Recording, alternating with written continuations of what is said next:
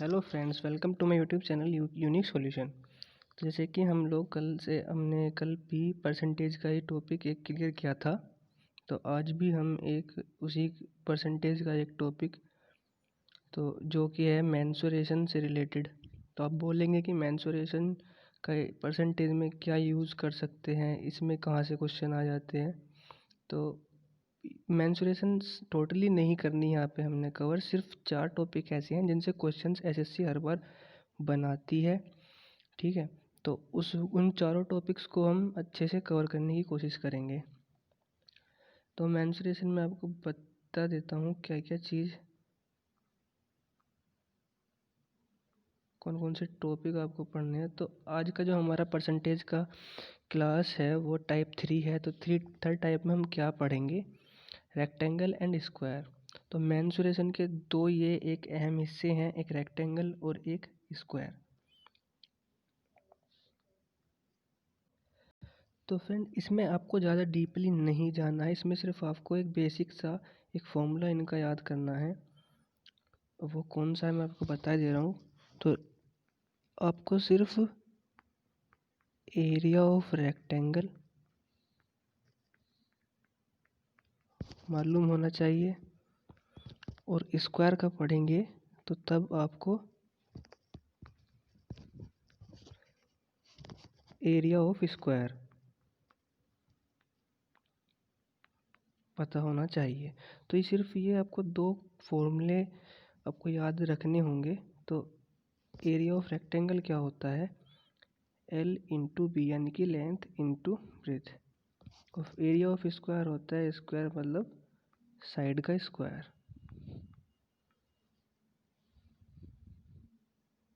ठीक है, साइड का स्क्वायर हो गया। तो सिर्फ ये दो फॉर्मूले ही आपको याद करने हैं इसमें। तो इन्हीं के ही यूज से हम कर सकते हैं इन सारे क्वेश्चनों को, जो भी रेक्टेंगल एंड स्क्वायर से रिलेटेड आपके आते हैं। तो हमने अभी इन दोनों में से पहला टॉपिक लेना है रेक्टेंगल। तो अभी आप देखिए रेक्टेंगल से किस तरह से क्वेश्चन बन सकते हैं। तो यहाँ पे मैंने क्वेश्चन लगा के रखा हुआ है, मैं उसी क्वेश्चन को निकालता हूँ।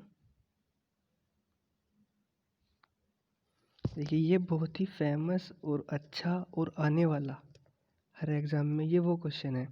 क्योंकि इस क्वेश्चन में क्या है कि बच्चा देख के ही पहले तो घूम जाएगा कि भाई 10% इसमें इंक्रीज़ कर रहा है, 10% ये डिक्रीज़ कर रहा है। यानी कि सपोज़ करो कि वो कोई व्यक्ति आपको 10 रुपये दे रहा है और 10 ही रुपये आपसे वो वापस ले रहा है, तो आपके पास क्या बचेगा। तो हम ये सोचेंगे कि भाई हमारे पास तो कुछ बचेगा ही नहीं। ठीक है, तो हम लोग क्या करेंगे, नो चेंज कर देंगे इसमें ऑप्शन में। लेकिन आपको अगर इसमें समझो इस क्वेश्चन को, तो वो क्वेश्चन में बोल ये रहा है कि इफ़ लेंथ ऑफ रेक्टेंगल है कोई, और उसकी लेंथ में जो है इंक्रीज़ हो रहा है 10% का, 10% का इंक्रीज़ हो रहा है। ठीक है, एंड ब्रेथ यानी जो चौड़ाई है उसमें 10% का डिक्रीज़ हो रहा है। ठीक है, तो what percent area will be increase और डिक्रीज। तो एरिया में हमको जो चेंजेस मिलेंगे वो इंक्रीज मिलेगा एरिया या डिक्रीज मिलेगा। ठीक है, तो हमने ये इसमें बताना है। तो पहले क्या है, हमने इसको बेसिक जो डिटेल मेथड होता है,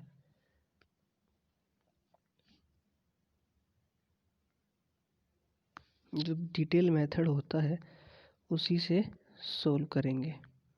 वैसे उससे कुछ फ़ायदा नहीं है, आपका टाइम वेस्ट होगा बहुत ज़्यादा, लेकिन फिर भी आनी सब चीज़ें चाहिए कि शॉर्ट ट्रिक को भी आप तभी अप्लाई कर सकते हो।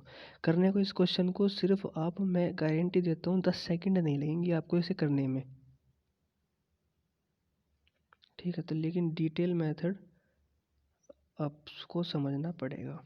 ठीक है, तो लेट, क्योंकि डिटेल मेथड में हमेशा लेट ही करना होता है। जो हमने जो लेंथ है वो एक्स लेट कर ली, और जो ब्रेथ है हमारी वो हमने वाई लेट कर ली।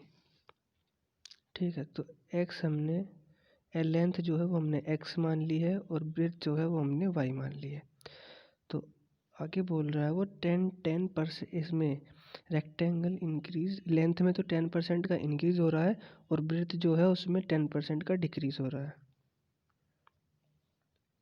एक मेन चीज़ और, इंक्रीज के लिए ये इस साइन से डिनोट करते हैं और डिक्रीज के लिए डाउनवर्ड। ठीक है, तो इन्हीं से हम डिनोटेड करते हैं इनको। तो आते हैं क्वेश्चन पे। तो क्वेश्चन के में हमने क्या करना है, area of rectangle. Area of rectangle, area of rectangle formula क्या होता है, L इंटू बी, यानी कि लेंथ इंटू ब्रेथ। तो एरिया हमारा क्या है, लेंथ हमने क्या मानी है x और ब्रेथ क्या मानी है हमने y। तो ये हो गया हमारा एरिया XY। ठीक है, एरिया हमारा XY हो गया। अब हमें क्या करना है, न्यू लेंथ। ये तो पुराना हो गया हमारा जो हमने मानी, ये तो हमारी पुराना एरिया हो गया रेक्टेंगल का।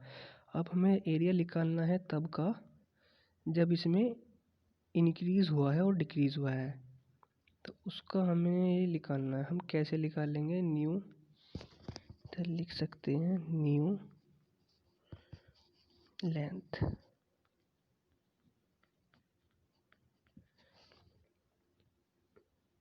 न्यू लेंथ के लिए क्या क्या हुआ है कि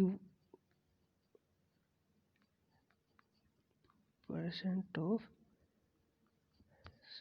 एक्स 110 110% क्यों लिखा है हमने, क्योंकि 10% का इंक्रीज हो रहा है और इंक्रीज किस में हो रहा है, 100%। क्योंकि 100% में ही जब भी वो इंक्रीज बोले, इंक्रीज 10%, इंक्रीज 20%, तो वो इंक्रीज 100% से ऊपर हो रहा है। समझ रहे हो, तो 100% से ऊपर कितना इंक्रीज कर रहा है वो, 10%। तो 10% ऐड हो गया 100 में, तो ये बन गया 110% ऑफ एक्स। ठीक, तो 110% ऑफ एक्स मीटर, लेंथ है तो मीटर में होगी।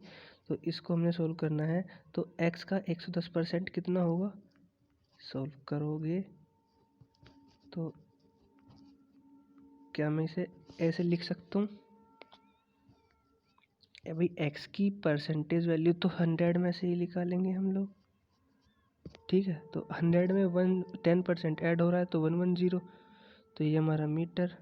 ठीक, इसको आगे सोल्व करेंगे तो ये हमारा हो जाएगा 10 से 0 कैंसिल, 11x/10 मीटर। तो कुल मिला के हमारी जो न्यू लेंथ बनी, वो बनी 11x/10। ठीक है, अभी बहुत ही झंझट है इस डिटेल मेथड में आपको समझने के लिए। शॉर्ट ट्रिक मैं आपको बाद में बताऊंगा, क्योंकि फिर बोलते हैं कि शॉर्ट ट्रिक बता दी डायरेक्ट, लेकिन जो बेस है वो क्लियर हुआ नहीं। ठीक है, तो उस बेस को क्लियर करने के लिए पहले हमें डिटेल मेथड से करना ही है, लेकिन हमको डिटेल मेथड के साथ ट्रीट नहीं करना है किसी भी क्वेश्चन को, स्पेशली एग्जाम टाइम में। ठीक है, तो न्यू लेंथ तो हमारे पास आ गई ये। अब हमने क्या करना है, न्यू ब्रेथ।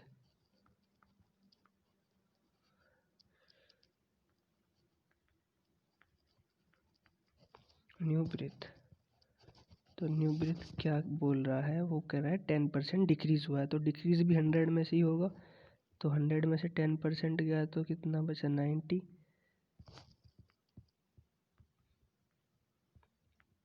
ठीक है, तो 90% ऑफ वाई, क्योंकि ब्रेथ जो है हमने वो वाई लेट की थी, तो मीटर। ठीक है, तो इसको कैसे सोल्व करेंगे, 90% ऑफ वाई, तो वाई इंटू 90/100, 10 से 10 कैंसिल आउट हो जाएगी, तो ये हो जाएगा 9y/10 मीटर। तो हमने क्या करा, हमने न्यू लेंथ भी हमने गेट कर ली है कि न्यू लेंथ हमारी है 11x/10, और न्यू ब्रेथ जो है वो भी हमने गेट कर ली है 9y/10। ठीक है, तो दोनों चीज़ हमारे पास आ चुकी हैं। अब नेक्स्ट न्यू लेंथ हो गया, न्यू ब्रेथ होगी, तो एरिया भी तो न्यू होगा, तो न्यू एरिया। न्यू एरिया, तो रेक्टेंगल का एरिया का फॉर्मूला क्या होता है, लेंथ इनटू ब्रेथ। तो लेंथ कितनी आई है हमारी 11x/10 और ब्रेथ क्या थी हमारी 9y/10 मीटर स्क्वायर। ठीक है, अब इसको सोल्व करो, बहुत लंबी कैलकुलेशन हो जाएगी। इस हिसाब मैं आपको बता तो रहा हूँ ये यहाँ पे, लेकिन प्लीज़ एग्ज़ाम टाइम में इस फॉर्म से या आपको लेट तो कुछ करना ही नहीं है कभी भी, लेकिन ये बेस क्लियर होना बहुत ज़रूरी है कि क्या चीज़ कौन सी चीज़ कहाँ से आई। तो इसको क्या मैं लिख सकता हूँ कि 99xy/100 मीटर स्क्वायर लिख सकता हूँ ना, मल्टीप्लाई हो गई है इनकी। देन नेक्स्ट क्या होगा इसमें, ये हमारा आ गया न्यू एरिया। ठीक है, न्यू एरिया आ गया। अब डिक्रीज एरिया, यानी कि पहले कितना एरिया था और अब कितना एरिया है, कितना उसमें डिफरेंस आया। ठीक है, तो डिक्रीज्ड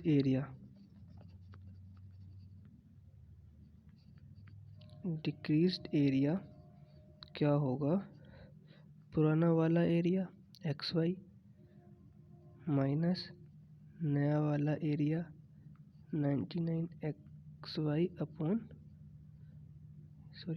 है मीटर स्क्वायर। देन आपको इसको सॉल्व करना होगा। अब इसको सॉल्व करोगे आप तो वैल्यू आ जाएगी हमारी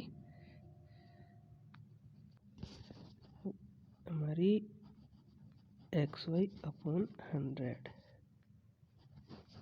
मीटर स्क्वायर। तो अब हमारे पास क्या क्या चीज़ें आ चुकी हैं, तो कुछ ऐसे करके देख लेते हैं। हमारे पास न्यू ब्रेथ भी आ गई, न्यू लेंथ भी आ गई थी।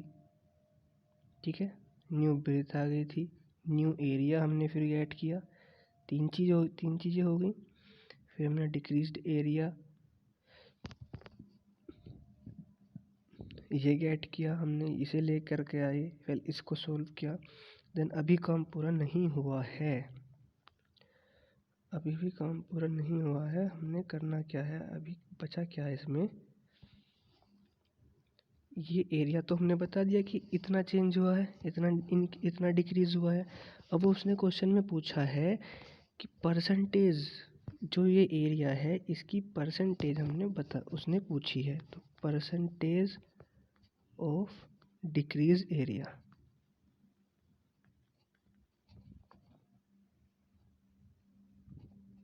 Percentage of decrease area. तो इसकी परसेंटेज लिखाने के लिए क्या मैं इसको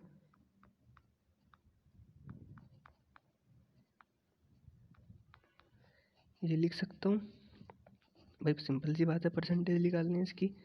तो XY से XY कैंसिल आउट, 100 से 100 कैंसिल आउट, तो 1% डिक्रीज, 1% डिक्रीज। इसमें हमने क्वेश्चन में ऑप्शन भी दिए हुए थे, 1% डिक्रीज कौन सा है, 1% डिक्रीज ये वाला। तो बी हमारा आंसर हो गया। तो क्या आप देख रहे हो कि इसमें हमने कितनी लंबी कैलकुलेशन, अच्छी खासी कैलकुलेशन, ये देखिए अभी भी मैं इसको पूरा नहीं दिखा पा रहा हूँ। ये देखिए इतनी लंबी कैलकुलेशन। और अब अगर मैं कहूँ कि इस क्वेश्चन को आप 10 सेकंड में और मैक्सिमम से मैक्सिमम 4 या 5 लाइन में सोल्व कर सकते हो, तो आप बोलोगे भाई कैसे, तो उसका भी इलाज है हमारे पास। क्वेश्चन पढ़ लीजिए एक बार। कह रहा है रेक्टेंगल की जो लेंथ है वो इंक्रीज हो रही है 10%। अब एक्स वैक्स को भूल जाइए, टेबल पर पहुंच जाइए। टेबल में 10% का फ्रैक्शन वैल्यू कितनी होगी ये मालूम होनी चाहिए तो आपको। ठीक है, तो फ्रैक्शन वैल्यू 10% की होती है 1/10। तो यहाँ पे डिक्रीज भी इतना ही परसेंट हो रहा है, तो ये भी 1/10। तो हमने क्या करना है,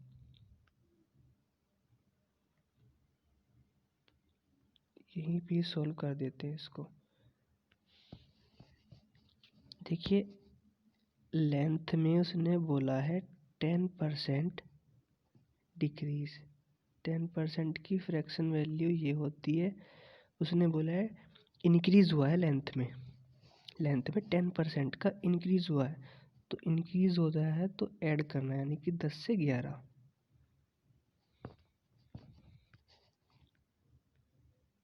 10 से 11 लेंथ में, पहले लेंथ हमारी 10 थी, तो 10% बढ़ने के बाद हमारी लेंथ हो गई 11। ठीक है, अब आना है हमने ब्रेथ पे। वो बोल रहा है कि 10% इंक्रीज हुई है, सॉरी डिक्रीज हुई है। ब्रेथ तो हमारी डिक्रीज हुई थी, तो फ्रैक्शन तो हमारा इसका भी यही रहेगा। अब डिक्रीज में क्या करते हैं माइनस, तो जो थी हमारी वो 10 से 9 हो गई। तो सिंपल सी चीज़ अब यहाँ पे नीचे लिख देता हूँ कि भाई लेंथ ब्रेथ, ठीक है, लेंथ हमारी 10 से 11 चेंज हुई, ब्रेथ हमारी 10 से 9। तो रेक्टेंगल का एरिया ऑफ रेक्टेंगल क्या होता है, L इंटू बी। तो इनकी भी हमने मल्टीप्लाई ही करनी होंगी, तो मल्टीप्लाई की 100 और इधर की 99। मतलब पहले जो एरिया था वो 100 था, लेकिन ये सब चेंजेस होने के बाद वो 99 रह गया। 99 रह गया, डिफरेंस कितना है 1 का। तो कितने पाया 1 का डिफरेंस 100 पे, कि पहले तो 100 था। और परसेंटेज वैल्यू इसकी हमने निकालनी है, तो 100 से मल्टीप्लाई करेंगे, 100 से 100 कैंसिल आउट, तो एरिया जो है हमारा वो 1% आया। यहीं पे हमको पता चल रहा है कि ये डिक्रीज़ हुआ है। अगर ये 100 है या 99 है तो ऑब्वियसली बात है कि आपको पता चल जाएगा कि ये 1 का डिक्रीज़ हुआ है। अगर यहाँ पे होता है 100 और इधर होता है 110 यानी वो 110, तो आपको होता है कि यहाँ पे इंक्रीज़ हुआ है, तो यहाँ पे हमने डिक्रीज़ लिख दिया और ये आंसर हो गया। अब आप देख लीजिए, ये समझा इसलिए थोड़ा ये बड़ा भी हो गया है, लेकिन आप इस तरह से देखें तो ये अभी भी शॉर्ट ही है। अगर आप समझ गए हो तो लेंथ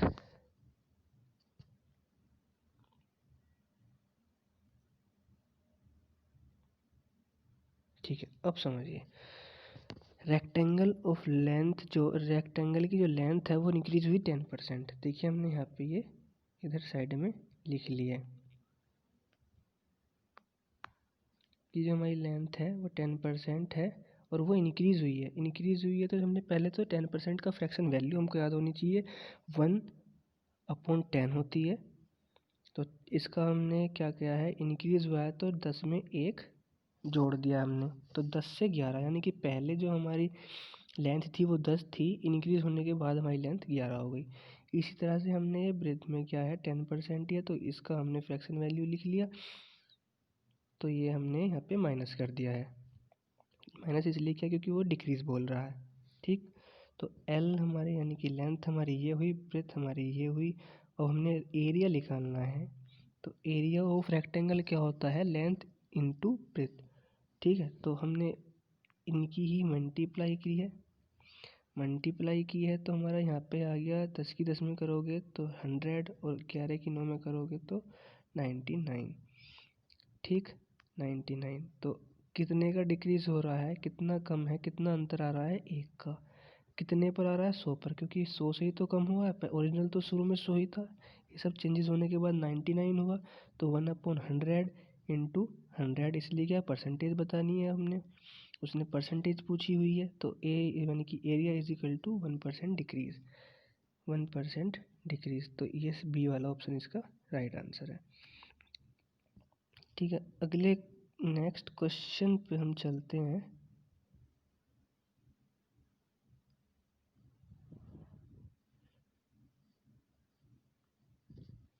ठीक है, तो नेक्स्ट क्वेश्चन हमारा ये स्क्रीन पर आ गया है। तो नेक्स्ट क्वेश्चन में क्या बोल रहा है, वो ये कह रहा है कि सेम लैंग्वेज है लेकिन डिजिट्स इसमें चेंज हो गई हैं। उसमें यहाँ पे भी 10 था, यहाँ पे भी 10 था।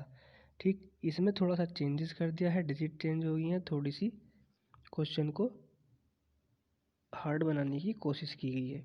लेकिन हमने क्या करना है, अब हमने इतना डिटेल मेथड से नहीं करना है क्योंकि वो टाइम वेस्टिंग है पूरी तरह से। ठीक है, तो हमने टाइम को बचाना है। अब टाइम बचेगा कैसे हमारा, तो हमने क्या करना है, लेंथ कितनी दी है हमने, उसने इंक्रीज कितना करा रहा है वो 20%। 20% का फ्रैक्शन कितना होता है 1/5। इंक्रीज बोल रहा है तो एरिया जो है मतलब लेंथ है जो रेक्टेंगल की वो 5 से 6 हुई है। ठीक, अब आते हैं ब्रेथ पे, तो उसमें क्या बोल रहा है वो 16:2/3%। अब इसकी हमको फ्रैक्शन वैल्यू मालूम होनी चाहिए। इसकी फ्रैक्शन वैल्यू होती है 1/6। डिक्रीज बोल रहा है तो हम इसको माइनस करेंगे। माइनस करने का मतलब क्या हुआ, ओरिजिनल 6 थी और ये इतना परसेंट चेंज होने के बाद, डिक्रीज होने के बाद वो 5 रह गई। तो हमारे पास ये दोनों रेशो आ गए। ठीक है, तो लेंथ यहाँ पे 5 से 6 का चेंज हुआ है और ब्रेथ में हमारा 6 से 5 का चेंज हुआ है। हमने एरिया मालूम करना है, तो एरिया करने के लिए लेंथ इंटू ब्रेथ होती है, तो यहाँ पे भी मल्टीप्लाई करेंगे। 30 और 30, 30 से 30 कैंसिल आउट, तो ये हमारा 1 1। तो हमारा यहाँ पे कोई चेंज नहीं होगा। तो नो चेंज वाला जो आंसर ऑप्शन उसमें था वो इसमें आपका आंसर होता है फिक्स। देखिए समझिए, फिर दोबारा से देखिए इस क्वेश्चन को। क्वेश्चन क्या बोल रहा है, क्वेश्चन कह रहा है कि रेक्टेंगल का जो लेंथ है वो उसमें इंक्रीज हो रहा है 20% का। 20% का उसमें इंक्रीज है और जो चौड़ाई है उसमें डिक्रीज हो रहा है, यानी कि वो घट रही है 16 से ही 2/3%। ठीक है, तो हमने उसने पूछा है what percent area will be increase और डिक्रीज। ये उसको भी नहीं पता कि भी इंक्रीज होगा डिक्रीज होगा, लेकिन जो भी होगा उसने परसेंटेज में पूछा है। ठीक है, तो हमने एल का निकाल लिया यहाँ पे, यानी कि लेंथ 20% थी, तो रेशो हमको पता था कि फ्रैक्शन वैल्यू इसकी क्या होती है, तो 1/5। अब इंक्रीज बोल रहा है तो 1/5 को हमने माइनस कर दिया, यानी कि पहले 5 था, 5 में से 1 कम हो गया, तो सॉरी ज़्यादा हो गया, इंक्रीज बोल रहा है तो ज़्यादा होता तो 5, पहले 5 अब 6 हो गया। ये हमने रेशो पता चल गया। ब्रेथ में जो था वो माइनस हो रहा था क्योंकि हमने डिक्रीज बोला था, ये हो गया। और जो एरिया ऑफ रेक्टेंगल होता है, ठीक है, रेक्टेंगल के क्वेश्चन में हमेशा आपको एरिया ही पूछेगा, कुछ भी नहीं पूछेगा, सिर्फ एरिया ऑफ रेक्टेंगल ही पूछेगा। तो इसलिए ही मैंने एरिया ऑफ रेक्टेंगल का फॉर्मूला पहले ही लिखवा दिया था स्टार्टिंग में, एल इंटू बी। तो एल इंटू बी हम इनकी मल्टीप्लाई कर रहे होंगे, तो इनकी मल्टीप्लाई कर रहे हैं तो हमारा 30, इधर भी 30, इधर भी 30, तो कैंसिल आउट हो गया ये। तो रेशो जो है वो हमारा सेम है, तो इसमें नो चेंज होगा, यानी कि ये इतने चेंजेस करने के बाद भी एरिया में, यानी कि एरिया में कोई भी बदलाव नहीं होगा। तो इसी तरीके से हम एक और क्वेश्चन लेते हैं, थोड़ा उसको और टिपिकल बनाते हैं। तो उसको बनाने के लिए ये क्वेश्चन मैं समझता हूँ काफ़ी है, क्योंकि ये क्वेश्चन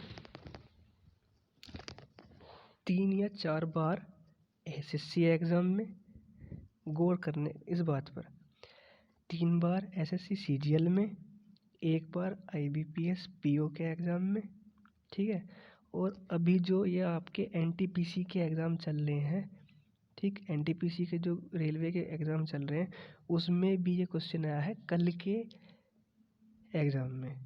ठीक है, जो कल एग्ज़ाम हुआ था उसमें ये आया था।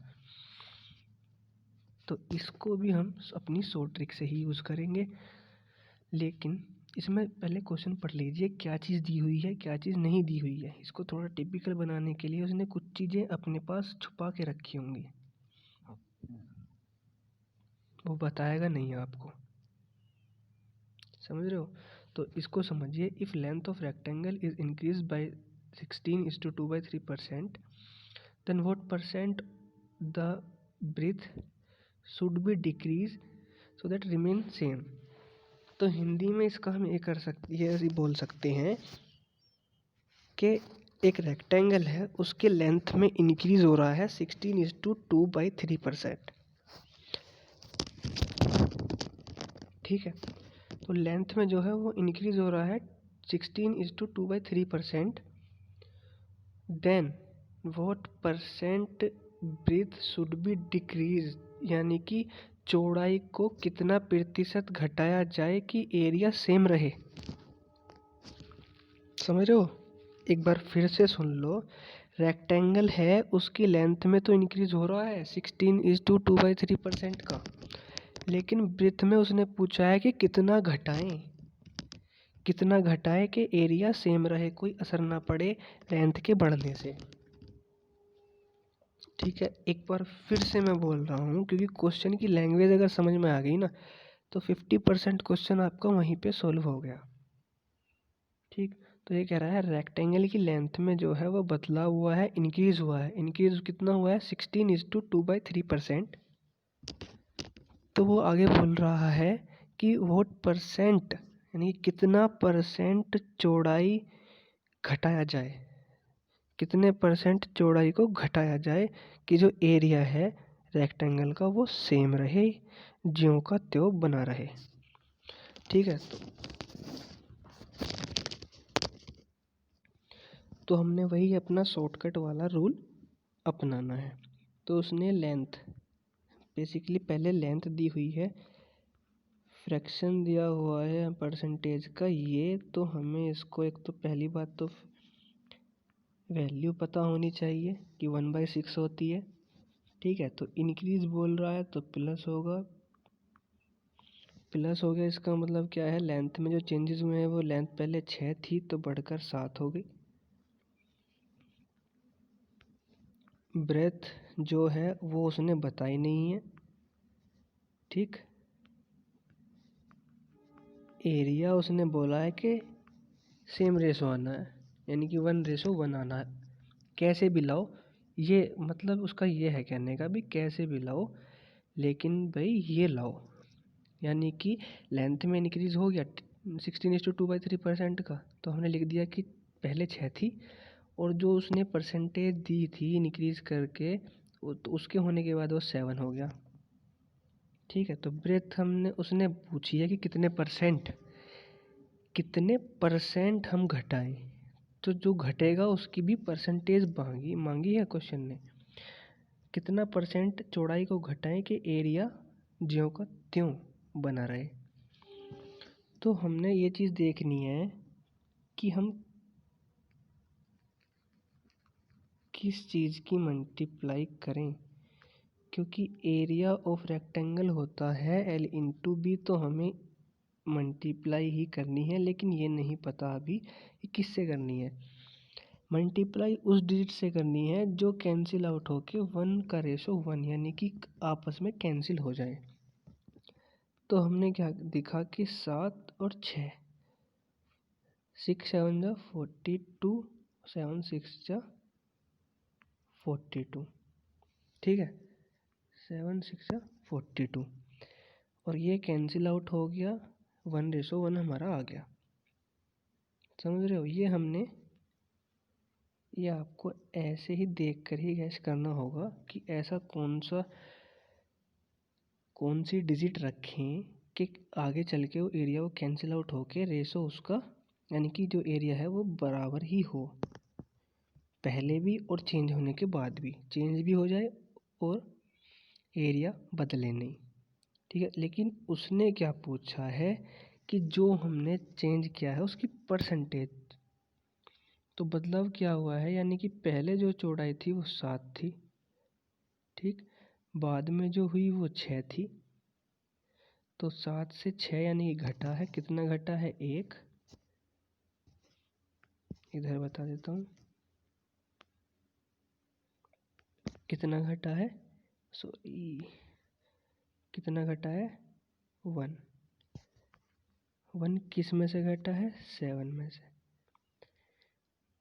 परसेंटेज पूछी है उसने तो मल्टीप्लाई बाई 100, तो ये हो गया 100/7। ठीक, 100/7 की वैल्यू परसेंटेज में लिखें तो हम इसको 14:2/7 लिख सकते हैं कि नहीं? जिनके वो टेबल याद हो गई होगी तो वो बता देंगे कि भाई बिल्कुल सही आया है आपका आंसर। ठीक है, क्वेश्चन बोल रहा है कि लेंथ में, रेक्टेंगल की लेंथ में इंक्रीज हुआ है 16:2/3% का।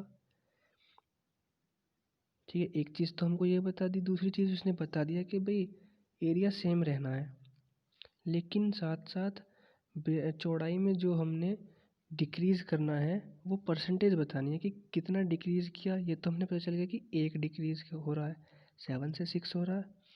परसेंट बतानी है, तो परसेंट बताने के लिए 1 का डिक्रीज़ हो रहा है, कितने से हो रहा है, 7 से हो रहा है, 1/7। तो परसेंटेज पूछिए तो इंटू 100, 100/7। तो 100/7 को हम परसेंटेज में लिखेंगे तो 14:2/7 लिख सकते हैं।